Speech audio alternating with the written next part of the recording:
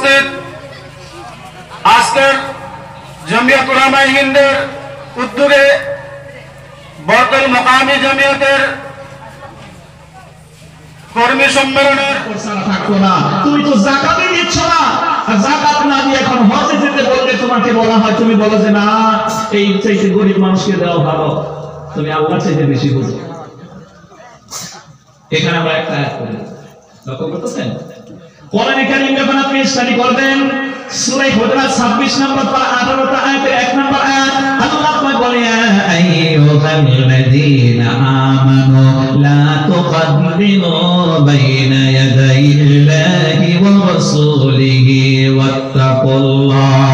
আল্লাহ পাক বলে বিশ্বাসী বান্দারা, তোমরা আল্লাহ এবং আল্লাহর রাসূলের অগ্রগামী হইও না।